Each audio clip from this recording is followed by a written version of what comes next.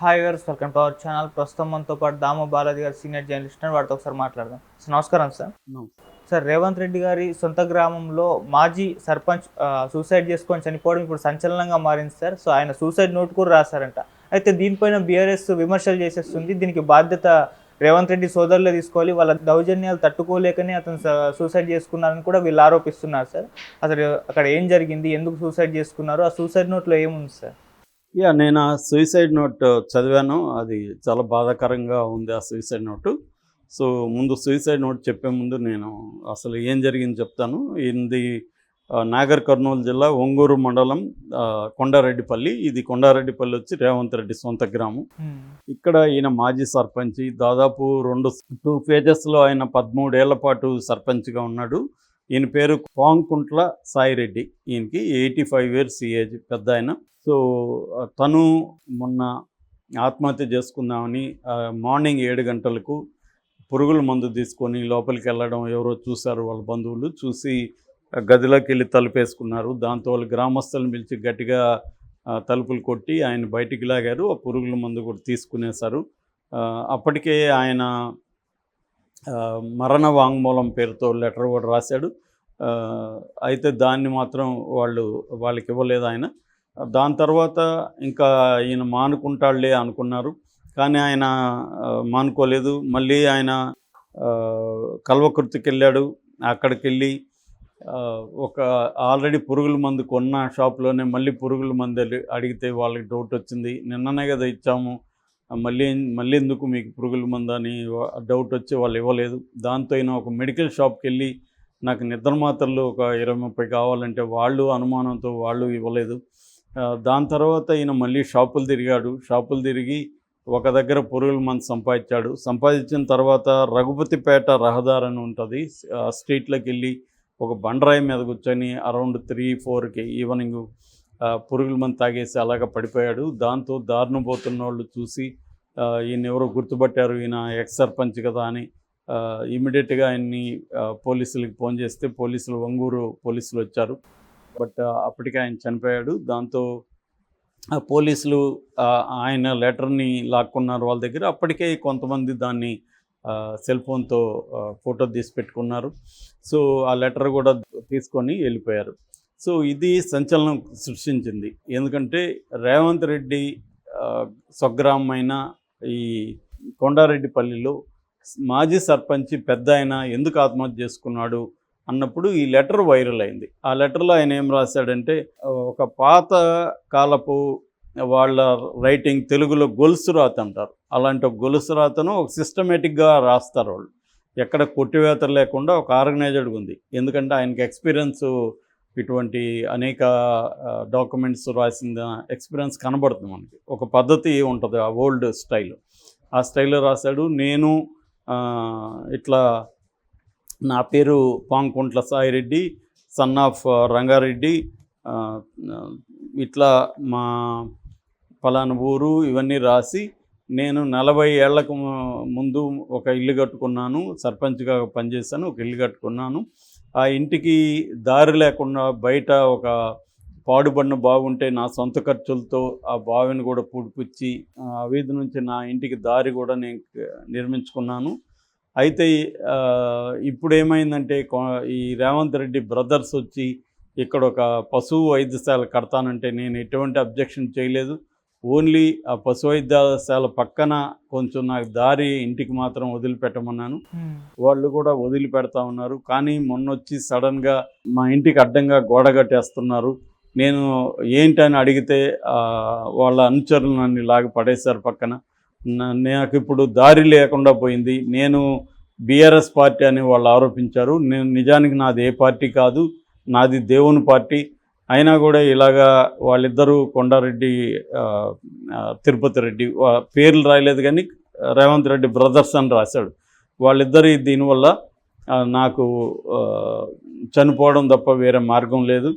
కాబట్టి నేను చనిపోతున్నాను, బాధతో చనిపోతున్నాను ఇది నా మరణ వాంగ్మూలము అని కింద జై సీతారామ, జై శివపార్వతి, జై ఆంజనేయ, జై వీరబ్రహ్మ, ఈ దేవుళ్ళకి ఈ లెటర్ అంకితం అనేది కూడా ఆయన రాశాడు. ఇట్లు మళ్ళీ ఆయన సంతకం అవన్నీ కూడా చేశాడు. ఈ లెటర్ ఇప్పుడు వైరల్ అవుతుంది. బీఆర్ఎస్ దీన్ని పెద్ద ఎత్తున ప్రచారం చేస్తుంది. ఇది నిజానికి ఆత్మహత్య కాదు, హత్యనే అనేది కేటీఆర్ అంటున్నాడు.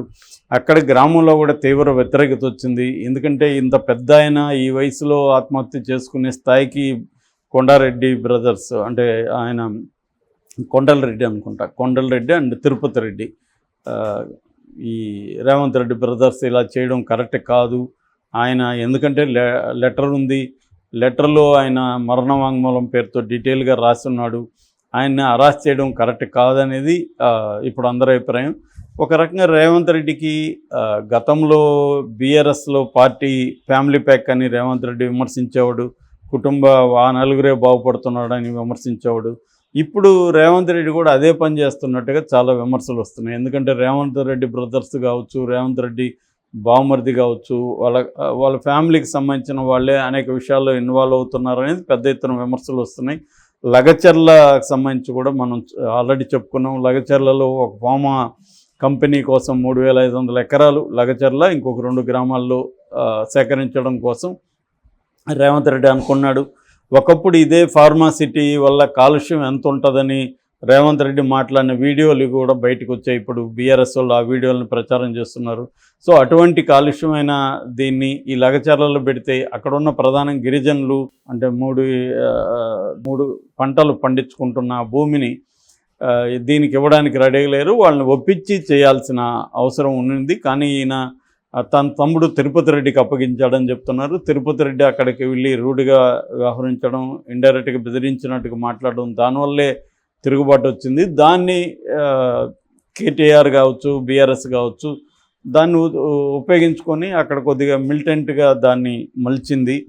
సో ఈ లగచర్ల కూడా రేవంత్ రెడ్డికి క్లియర్గా బ్యాడ్ నేమ్ తీసుకొచ్చింది. ఇటు ఫార్మాసిటీలేమో రీసెర్చ్ అండ్ డెవలప్మెంట్ ప్రాజెక్టులు పెడుతున్నారు, ఈ గ్రామాల్లో ఏమో కాలుష్యం ఉన్న ఈ ఫార్మా ఫ్యాక్టరీలను పెట్టున్నారు. ఈయనే అన్నాడు ఫార్మా ఫ్యాక్టరీ అంటేనే కాలుష్యం అని రేవంత్ రెడ్డి గతంలో మాట్లాడి, ఇప్పుడేమో అక్కడ తొండలు కూడా గుడ్డు పెట్టిన ల్యాండ్స్ అని మాట్లాడుతున్నాడు. అంటే తొండలు పెడతాయా లేదా అది పక్కన పెట్టి, రైతులు వాళ్ళని దగ్గర భూమి తీసుకోవాల్సి వచ్చినప్పుడు బలవంతంగా ఫోర్స్ చేయడం కరెక్ట్ కాదు, వాళ్ళని కన్విన్స్ చేయాల్సి ఉన్నింది. అది రేవంత్ రెడ్డి చేయట్లేదు అనేది ప్రధానంగా విమర్శ. ఇప్పుడు అది ఒక పక్క బాగా బ్యాడ్ డ్యామ్ అయింది. అది నేషనల్ లెవెల్లో ఢిల్లీకి వెళ్ళింది. ఎస్టీ కమిషన్ కూడా దాంట్లో విజిట్ చేసే పరిస్థితి కనబడుతుంది. ఇప్పుడు ఏంటంటే ఇది కూడా ఒక రకమైన సింపథెటిక్గా జనాలకి వెళ్ళింది. ఎందుకంటే పెద్ద ఆయన మాజీ సర్పంచ్ పాపం ఎంతో సేవ చేశాడు సమాజానికి. 40 ఏళ్ళుగా ఇల్లు కట్టుకొని అక్కడ ఉంటే ఆయన్ని కూడా వీళ్ళు వేధించి ఆయన ఆత్మహత్య చేసుకునే విధంగా చేశారు. ఆయనదేమో నీట్గా లెటరు డ్రాప్ చేసి నా మరణ వాంగ్మూలం అని రాసిపోయాడు. అది ఖచ్చితంగా రేవంత్ రెడ్డికి ఇబ్బందికరమే. దాన్ని అంటే ఒక ప్రతిపక్షంగా ఉన్న వాళ్ళని కావచ్చు, రేవంత్ రెడ్డిని విమర్శించే వాళ్ళని కావచ్చు, జర్నలిస్టులను కావచ్చు అరెస్ట్ చేసి కేసులు పెట్టడం అనేది కరెక్ట్ కాదు. సో ఒకప్పుడు కేసీఆర్ ఏమేమి పనులు చేసి ఆయన ప్రజల్లో వ్యతిరేకత సంపాదించాడు, అదే మార్గంలో రేవంత్ రెడ్డి కూడా వెళ్తున్నట్టుంది. రేవంత్ రెడ్డి కేసీఆర్ని విమర్శించడం ద్వారా రేవంత్ రెడ్డి ఫోకస్ అయ్యాడు. సో ఇప్పుడు మళ్ళీ అతను చేసిందే చాలాసార్లు ఏమవుతుందంటే, మన ఎనిమీనే మనం అనుకరిస్తామని ఒక సామెత ఉంది, వీ ఇమిటేట్ అవర్ ఎనిమీ అని. సో అదే ఇక్కడైనా అక్కడైనా కనిపిస్తుంది. అక్కడ చంద్రబాబు జగన్నే ఇమిటేట్ చేస్తున్నాడు, జగన్ చేసిన అరాచకాలనే అక్కడ చేస్తున్నాడు, ఆయన మీద విమర్శలు ఉన్నాయి. ఇక్కడ రేవంత్ రెడ్డి కూడా కేసీఆర్ ఎలాగైతే తన వ్యతిరేకులను డీల్ చేశాడో అదే పద్ధతిలో దౌర్జన్యంగా పోలీసులను ఉపయోగించి చేయడం అనేది కనబడుతుంది. ఇప్పుడు ఈ కేసుకు సంబంధించి ఆయన మరణ వాంగ్మూలం క్లియర్గా ఉంటే కూడా పోలీసులు కేసు నమోదు చేయకుండా మాకు ఎవరు కంప్లైంట్ ఇవ్వలేదని చెప్తున్నారు. సో ఖచ్చితంగా కేసు నమోదు చేయాలి. ఈ లెటర్కి సంబంధించి దీని మీద చర్య తీసుకోవాలి. దీని మీద హైకోర్టుకు కూడా బీఆర్ఎస్ వెళ్తున్నట్టు కనబడుతుంది. ఏదేమైనా బీఆర్ఎస్ కూడా ఇట్లాంటివి వస్తున్నప్పుడు వదలట్లేదు, గట్టిగానే పోరాటం చేస్తుంది. మరి రేవంత్ రెడ్డి ఎలా దీన్ని ఎదుర్కొంటాడు, లగచర్లను ఎలా డీల్ చేస్తాడు? ఇప్పుడు కొండారెడ్డి సొంత గ్రామంలో ఒక మాజీ సర్పంచ్ని ఇలాగా దారుణంగా వేధించి చావుకు కారణమయ్యారన్న ఇది వస్తుంది. దీన్ని ఎలా డీల్ చేస్తారనేది చూడాలి. Okay sir, thank you so much sir.